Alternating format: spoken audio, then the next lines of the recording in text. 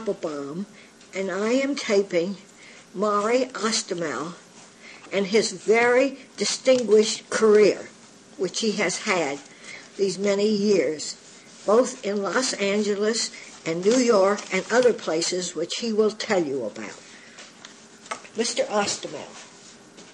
This recording is being done for the School of Social Welfare at the University of Southern California, which through its program of Social Welfare Archives History is securing information from people who have been active in the social welfare field in California. Perhaps a little background will be useful in connection with my own role in California. I was born on April the 2nd, 1911 in Portland, Oregon. I went to Reed College in Portland where I secured a bachelor's degree, and a number of years later I secured a master's in social work for the Columbia University School of Social Work, which was in those days known as the New York School of Social Work. My professional career started after that with the American National Red Cross in 1942 to 1945, and in that connection I was assigned to the Pacific Area Office, and from the Pacific Area Office in San Francisco to several different succeeding assignments. The first one was at the Santa Ana Army Air Base, and then a year later I became the field director at the Kearns Army Air Base just outside of Salt Lake City. And then I became the director of Military and Naval Welfare Services Public Relations Department for a year after that, out of the San Francisco office. My experiences in the American National Red Cross were very helpful to me, since I had specialized in administration and community organization. In 1945, I came to Los Angeles as the Assistant Executive Director of the Los Angeles Welfare Planning Council, and I was in that position from 1945 until 1957, when I went to the Jewish Home for the Aged of Los Angeles as its Executive Director and served in that capacity for 20 years.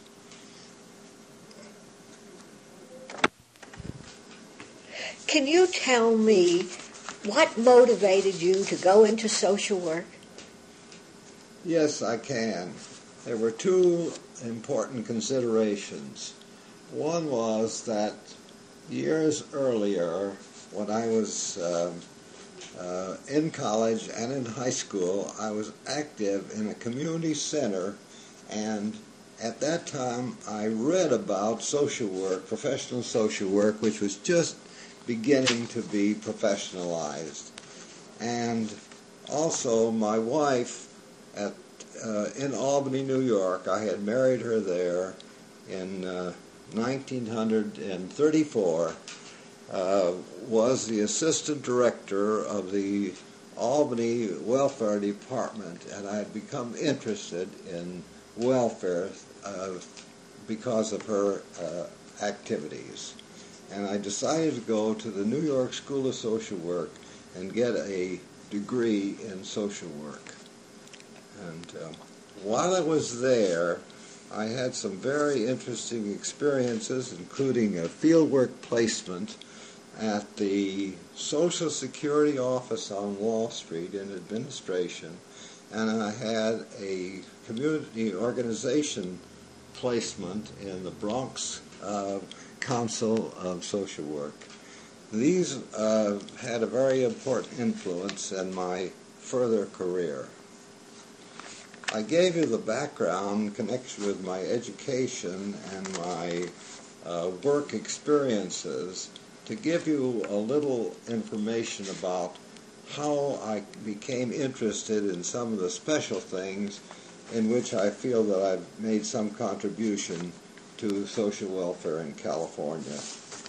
For example, at the Welfare Planning Council, I was assigned early on to staff a community committee on the aging, and this became a very deep interest of mine. Fortunately, I was able to recruit into the committee some very prestigious people, including past presidents of the Bar Association and prominent attorneys and prominent lay people and officers, and also Dr. Ethel Percy Andrews, for whom the Gerontology Center at USC is named. At the Planning Council, in connection with my work on the aging, and it was quite extensive, one of the special projects was a study of welfare for the aged in California. And when we had concluded our work, I had called the George Wyman, who was on our committee and who was the director of the State Department of Social Welfare, to be one of the several people who would present our findings in a public meeting at the Biltmore Hotel. A few days after he agreed that his calendar was free and he could come, he called me and said, "Would you mind if I got a substitute?" And I said, "Well, George, what have you got in mind?" He says, "Well, Governor Goodwin Knight wants to come and make the presentation that I would otherwise make, because he's especially interested in presenting to the public the importance of the legislature enabling legislation that would allow California to take advantage of the Eisenhower Medical Assistance Program." That had been one of the key recommendations of our committee, and Governor Knight came and made that presentation, and we had subsequently the legislature passed enabling legislation in California, then had a medical assistance program for elderly people and other people as well. Also, one of our recommendations was the establishment of a conservatorship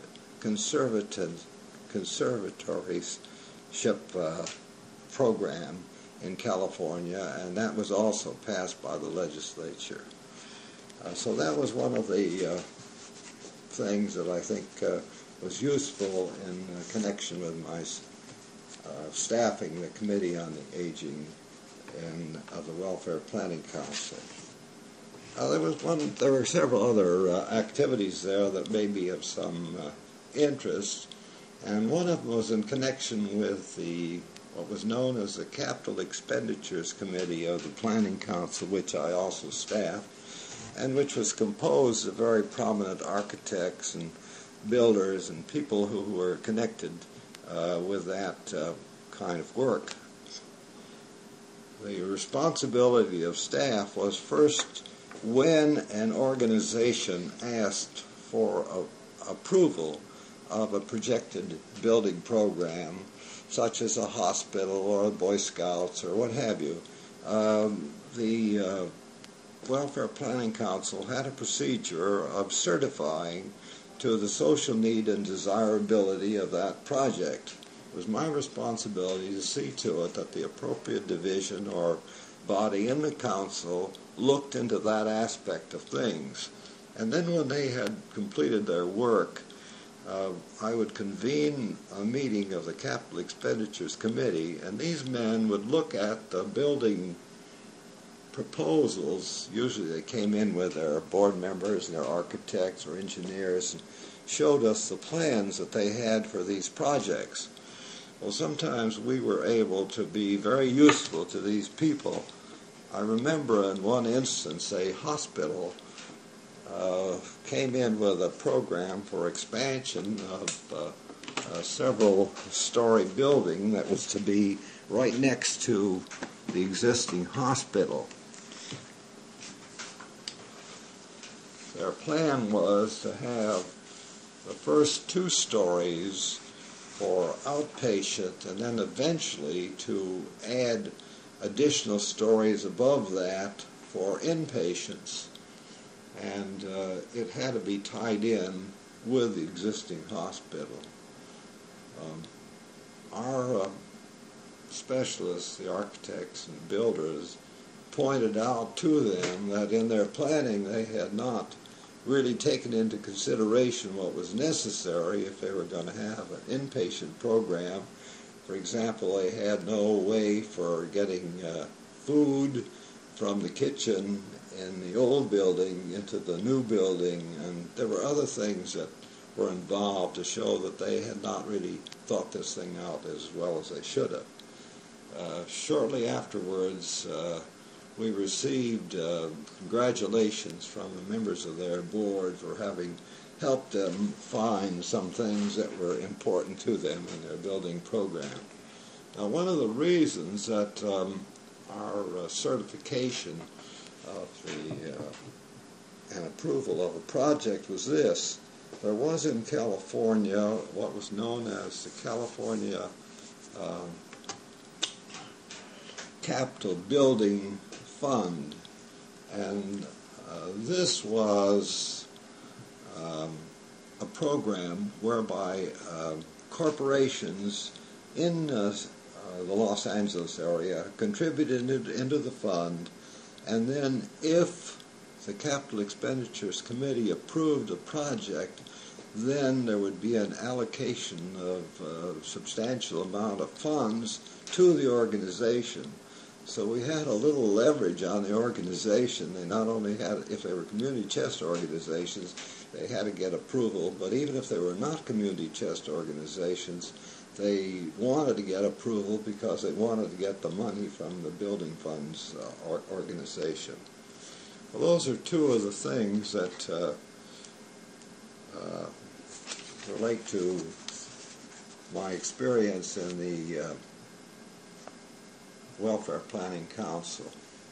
While I was at the Planning Council, I had occasion to be active professionally out in the community, and those may be of some interest to you. When I first came in Pittsburgh and 1 or 2 other communities, they were organizing the Association for the Study of Community Organization, and I had the responsibility of organizing that organization in the Los Angeles area and became its first president. And I was also active in connection with the American Association of Social Workers in a number of capacities, including... Weren't you president at one time? Yes, but I'll get to that in a minute. All right. Thank you. This was the American Association of Social Workers, and I was chairman of their Civil Service Committee and on their board, and in that connection worked very closely with the civil service authorities in Los Angeles County and helped provide questions for written examinations and oral examiners for various oral examinations in the various areas and civil bodies, for civil bodies in the Los Angeles area. I was also active as the chairman of what was known as the Teac Committee when in the mid-40s and early 50s there was an effort made to bring together all the different professional social work organizations. We had a generic group known as the American Association, and we had a group of medical association members and group work association members and the school social work members and so forth. And in the effort to bring the organizations together, each area was also commissioned to bring these organizations into one body, and I became the chairman of the committee designated to do that. And after we had worked out arrangements for consolidating the different organizations, we became the Los Angeles chapter of the National Association of Social Workers, and I served as their first president. I was also active in a number of conferences on the aging and on social welfare and other matters of the California Conference and the National Conference of Social Work. And in connection with RSW, California was the first to have a program urging social workers to become registered as social workers. It was a predecessor to eventual licensing.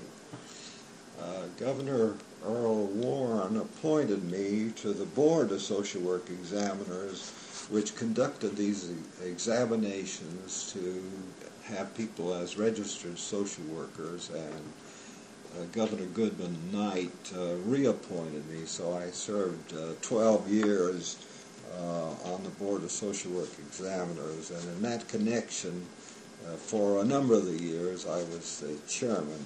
We rotated some of the officers' positions on that board. I also served as a fieldwork instructor for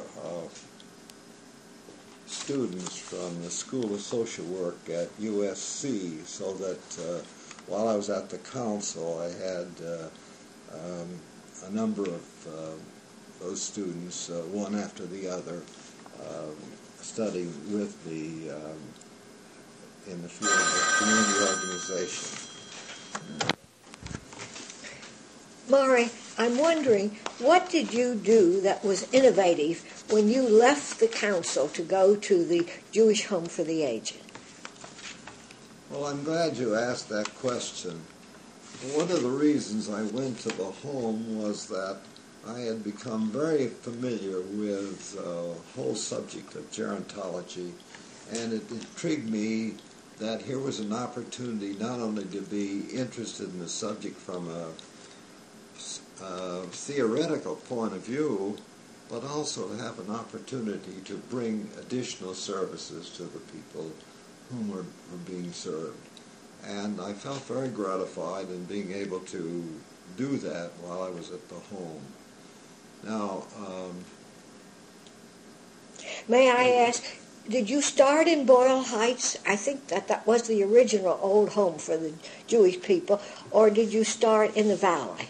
No, I started in 1957 at Boyle Heights, and that was the original old age home of the Jewish community. While I was there, I did recognize that the facilities were not large enough to take care of the demand. We had a large waiting list. We also did not have enough area for nursing care. And we did some innovative things in the interval until we were able to find a place, and I'll tell about that in a minute. But one of the things we did at the home, when I first came, there were some plans that had been under discussion for a recreation building. And I was able to further those plans to the point that such a building was completed. And we had an opportunity for our residents to have some outlets for their creative activities.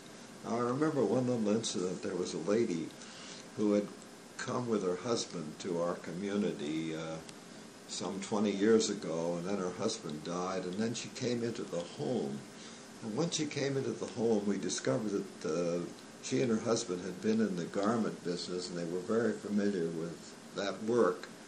And I was able to get sewing machines, and she was able to establish kind of a little plant for those who were interested. And among the things they did, they made 1,000 garments which they sent to the children of Israel. They were very proud that they did that. And that was we also set up a work program so that people could get a little pay for doing some work. We got factories that wanted a simple assembly work, and we got contracts to have those assembly jobs taken on by the residents of the home, and they did that. And we also had what we call the residents incentive program, and that is we had quite a number of residents who were volunteers and doing a lot of different things, and they got paid $5 or $10 a month just to show that what they were doing is worthwhile. And for example, somebody would staff a library, and somebody would be responsible for folding linens. And there was a lot of satisfaction in seeing that the residents had a sense of satisfaction. Also, it was important to keep residents in their own... Oh, that's for me to record. No, then that's not it. To them in their own rooms to facilitate their being able to carry on. For example, we had bathers to go into the different rooms, and we had... I think that's the end. Several hundred. It's 30 minutes. But it's going. I know, but I think... All right. No, it isn't 60 minutes yet. We know that. No, but we have 30 minutes on each side. Oh, 30 minutes on each side? Yes. Well, they haven't quite finished. All right. Well, anyhow. And I was able to get the fire and welfare departments to authorize us to have residents who needed to have walkers and wheelchairs, and who were therefore technically non-ambulatory, to be able to stay in the rooms by having outside exits from their rooms, and they could continue therefore to be a part of the residential aspect of our operation. I don't know whether that means anything at this point. And then we also were able to establish one floor on the lower level of our nursing care unit so that we could have residents there who were, so to speak, pre-nursing and could get services on that floor without having to come over to the main dining room and so on.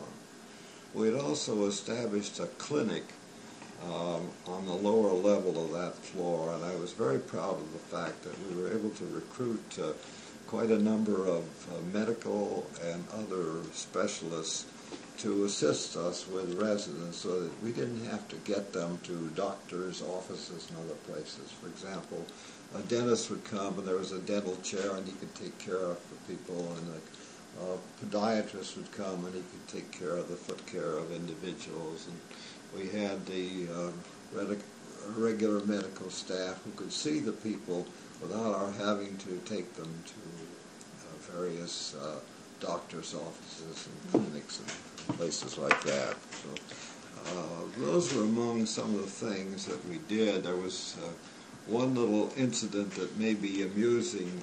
The Jewish Community Center on the east side was closed, but there was a group of seniors who still were active in the program, and they had a staff member who was serving that group.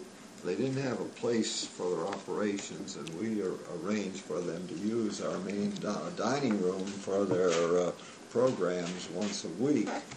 And I remember an interesting little sidelight. Those people were older than, or rather younger than our people, and they enjoyed dancing. And just a few of our people participated, and I was a little nervous that perhaps one of them might have a heart attack when they were dancing. Well, I grabbed a hold of our psychiatrist, Dr. Ruskin, and I said to him, what do you think about this? And he says, is there any better way to die than while you're dancing? Which I thought was a very interesting insight into the way we should treat our people in connection with this program of dancing. My wife and I also had an experience with a couple. Well, before I tell about that, I should tell about one other thing. We had this waiting list, and it bothered me, and we were able to arrange to rent some rooms in an adjacent apartment where we put couples. And we had to be sure that they were two people so that in case of emergency, one could notify the other. And we sent staff over there to do housekeeping on a regular basis, just as they did housekeeping for our residents. And we made sure that there was a telephone in each of these rooms so that the resident or residents there could be in touch with us in case it was necessary. Well, one of these couples, and one of them was an officer of our residence council. I was very insistent that we have a resident council, and it was very helpful to get ideas from residents, and also they would have an outlet to squawk. There are always some of those who just want to squawk. A little sidelight. I learned that people who come to the home bring with them what they have been. If you've been a very giving, caring, loving person, you're that kind of person when you're 10 or 15, and when you're 60 and 70 and 80 and 90. And if you've been a person who's very negative about life, you continue to have that kind of attitude and expression when you become an old person and when they came into the home. Well, I want to tell you about a little incident. There was one of the supporting groups. I was active also in working with the supporting groups, but one of the supporting groups was having a program at a hotel in downtown Los Angeles, and they asked if we would bring a couple of residents to participate. And so my wife and I picked up a couple of people who were prominent in the affairs of the home, residents that is, but one was an officer of our resident house. So we brought them to this dance. Anne, are you? Sure.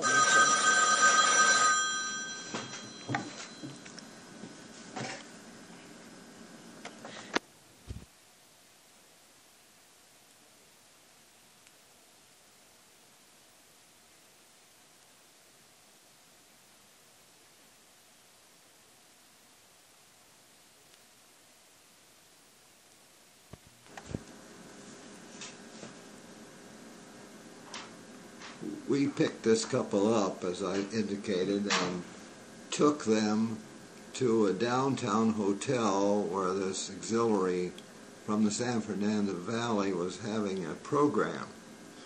Well, in the course of the evening, there was dancing after the program, and this couple had a great time dancing, but my wife and I were tired, and we were ready to go home, and they were still full of pep, and they were going strong. We commented on that. Just a little sidelight here on these residents who had come into the home, and some of them were quite capable. Incidentally, the gentleman involved was also a supervisor of our work program, and he had been in some business occupation where he managed other people, and he was good at that sort of thing. In connection with the auxiliaries and supporters of the home, I did find it was important to connect up with these organizations, and one of the most prominent was the Guardians. It was a men's group. I found that through the Guardians, which they were substantial contributors to the deficit of the home, we had several programs in which volunteers were needed, and suppliers of different goods. For example, on this workshop, not the workshop, but the sewing program that we had instituted, I had called a gentleman who had been in the garment business on suggestion of one of our board members, and he saw that we got sewing machines donated to us so that we had them for our program. Well, subsequently, when we had a Capitol building campaign, I appealed to this gentleman, and he gave us a very substantial amount, and others whom I had connected with the home also, I was able to solicit for sums for the home. In 1957, when I went to the home, there was about 300 people who were served by the home, but because of these shortages of services for people, I had worked with our board, and the board had agreed that we should try to find some additional physical facilities to take care of our people. These apartments were only a very small and temporary solution to this project. Well, I was able to find a place in the San Fernando Valley with quite a number of acres that had on it a specialized hospital for 48 people. The doctors who had started this program had run into troubles. I think they were fighting among each other, and anyhow it was in bankruptcy, and we had some very prominent people on our board who were able to purchase through the bankruptcy court this facility, and I arranged with the health department to license that building for 54 nursing care beds, which was what we needed very badly, and also to work with the board and an architectural firm in developing plans to develop a total program for this site. Forgotten, I think it was 9 acres if my memory is correct. At any rate, we were in the process of building this program, and at that time there was a federal program known as the Hill-Burton Project, under which nursing care units and hospitals could be partially financed through the federal and state governments. And it was a lot of paperwork and things, but I was able to get a grant from the federal and state governments of several $100,000 for an additional nursing care unit which we planned for and developed on that site. Also, while I was at the home, I had been helpful in connection with affiliating other groups with the Home for the Aged. And these included the Jewish Club of 1933, which consisted of German and Austrian refugees who had come to this country, and the Workmen's Circle. And it happened that in the Jewish club, they had some people who had been able to bring some funds with them to this country. And one couple, the Newmans, had come to this country and had a trust program with the home as the eventual beneficiary. And it happened that these two people passed away while we were in process of developing plans for the Valley home. And through this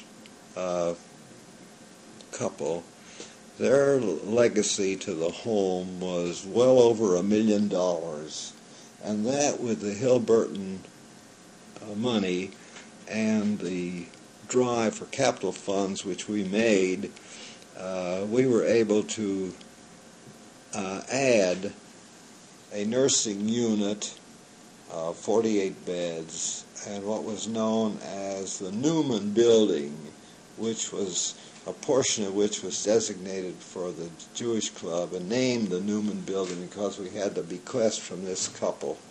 And one section was also designated for the Workmen's Circle, which was a new group in our organization. Well, we did have a successful capital campaign and raised quite a bit of additional money and was able to build these structures and add to our capability to serve about 200 additional people, roughly. I don't remember the exact figures now, but something like that through this project. There's a little sidelight on this. Just about a year ago, and I've been retired since 1977, we learned that the widow of a gentleman who had provided the sewing machines at my request for the home and contributed several $1,000s to our building fund for the Valley home, had given the home through the guardians, I think it's $3.5 million, anyhow, a substantial sum of money, and they have now named the Valley home the Eisenberg home in his memory. And I feel very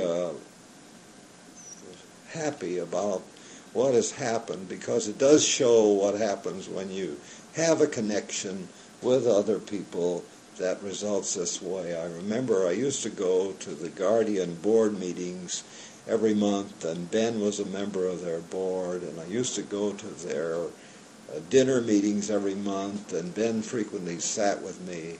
And I feel very good that here was a man who had the well-being of the home in his heart, and his widow administering his foundation found it in her heart to give this grant to the home. So this tells you a little about the satisfactions that I had in this connection. Well, in 1982, my wife and I moved to Leisure World in Laguna Hills, and when we came, those who had known I had been active in connection with the home wanted to enlist my advice in connection with developing facilities here in Orange County. They didn't have these facilities. Lo and behold, I was on a committee that was exploring this work, and then I was told about a possibility of a purchase of an existing building to become a home for the aged for the Orange County Jewish community. And this property was purchased a couple of years ago, and it became a Heritage Point, Orange County's Jewish home for the aged, and also a home for those from the Long Beach area, because they felt closer to Orange County than the other area. And I've been serving, along with my wife, on the committees that help develop admission policies for this home, and now on their admissions committee as they review what is known as their scholarship program.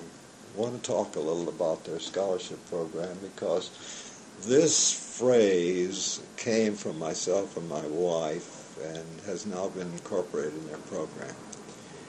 To begin with, the Orange County Jewish community has some very well-meaning individuals who were supportive in initiating this program and in financing it very substantially, so it was possible to purchase a home which the Avon people had built, and this was one of several they built throughout the United States, and then they decided that they were not going into the retirement business, and so they sold these facilities, and the facility that was purchased in Mission Vale is one that was purchased really at about 2/3 of the cost of building this program. So that was a real bargain. Well, the attitude of those who were in a position to set policies was that this should not be a charity home with the stigma that the old-fashioned homes had in reference to that. Individuals were not going to give all their money over. They were going to be, for the most part, it was going to be people who could afford to pay, but with those who needed rental assistance, which was the term for those who couldn't pay their way, also involved for a percentage of individuals from the community who couldn't pay their way. Well, it happens that the Japanese who had purchased the old Boyle home from the Jewish Home for the Aged had started a program there for their retired people, and they gave scholarships to the people who couldn't pay their way.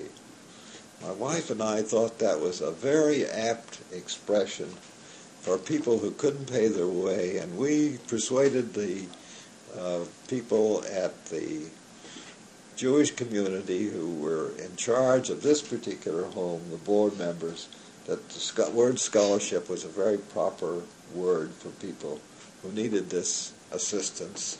And we've been sitting on the committee that judges these people, helping develop criteria and so on for people who cannot pay their way. And I'm happy to say that a percentage of those who are in this heritage point are those who cannot fully pay their way.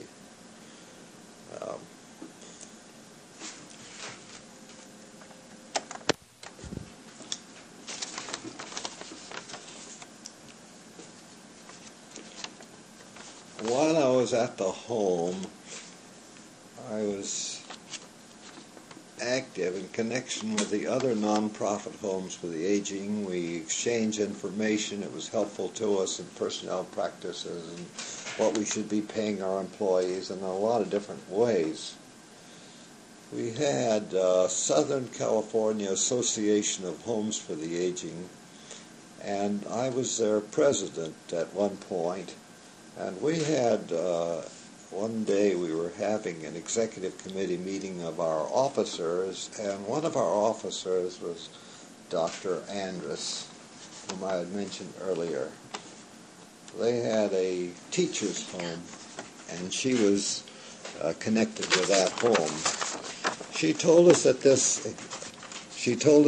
meeting that she had been appointed by President Eisenhower to be on a national committee to help establish a White House conference on the aging. And she said many organizations connected with the elderly were going to be represented at that conference, and wasn't it a shame that the non-profit homes were not so represented? Why shouldn't we form an American Association of Homes for the Aged, have our present officers become the officers of that organization, write to our counterparts throughout the country and get them to become members? And we subsequently did that. And so that was the beginning of the American Association of Homes for the Aging. And I was the delegate of the American Association to the White House Conference on the Aging called by President Eisenhower. And it was a very productive program, because one of the things that came out of it was a very controversial and hard fought-over proposal for the establishment of Medicare. Medicare was stimulated very substantially by the recommendation by about a 6-4 vote in this conference for the establishment of a national medical program for elderly people. So I was in on that very interesting program. one little sidelight. I sat in sessions with other people who were connected with Homes for the Aging throughout the country, and I found some interesting differences in definitions of what was a home for the aged, and in some communities, nursing homes were called homes for the aged, and in some communities they had reimbursement of medical assistance on the basis of several different categories of levels of services, and all these things reflected all the differences in our country and the way different states approached the financial obligations of the state in reference to people who were needy medically. Now, my wife and I have been active with the University of Southern California School of Social Work because we have felt that the training of social workers is very important. And one of the problems is that many of the people who want to become professional social workers with a graduate degree, and incidentally, my wife Ann has a graduate degree from USC in social work, many of those people do not have the financial wherewithal to get their degree. So we've been active in helping develop scholarship programs and supporting scholarship programs for individuals who are in this category. And on our 50th anniversary, we established the Arlene Johnson Scholarship Fund and helped raise some monies for it, and it is partially funded now. We hope that over the years it will become fully funded, but it is one of the things that we've been working on, and every year we're supportive of the school in connection with their scholarship program, and we have also worked in connection with their archive program because we feel it's important to get to people who have made a contribution, and we're including lay people as well as professional social workers in this category, and the school is in process of going to various individuals who have over the years contributed importantly to the program. Now, one of the people who was interviewed in this connection was Charlie Shotland, who was a former director of the State Department of Social Welfare of California. And I must tell you a little story about Charlie Shotland and myself that I'm rather proud about. Mr. Shotland was appointed by the Eisenhower Administration to go to Washington and to be on the staff in connection with their program. And I said to Charlie, wouldn't it be nice if the President of the United States sent a letter of congratulation to every person when they became 100 years of age? Charlie said it's a good idea. He did talk to Eisenhower, and it is now a program so that when you become 100 years old, according to the Social Security records, and that nearly has everybody who's in this country, you're going to get a letter from the President of the United States congratulating you on getting to be 100 years of age. I never knew that. This is something new. Before we came to Leisure World, my wife and I were also active in a volunteer program in Pasadena for the San Gabriel Valley, or a substantial portion of it, known as RSVP. And that's Retired Senior Volunteer Program. We were on the advisory board, and we met in Pasadena, and we stimulated the individuals who were elderly people to be volunteers in hospitals and nursing homes and community centers and all over to do a lot of things. We found some interesting things that public agencies are now also developing volunteers as a part of the way in which they operate. Now, Mr. Ostomel, Maury, because I've known you many years. it was a very interesting recital of the many activities that you've had in your life. A lot of interesting ones particularly, and meaningful ones. And I know SC and their Archives Committee will be very pleased with your real contribution to them. Thank you. And thank you for interviewing me, so I had a chance to tell you about these various things. I got a pleasure of doing so. Thank you again. Good.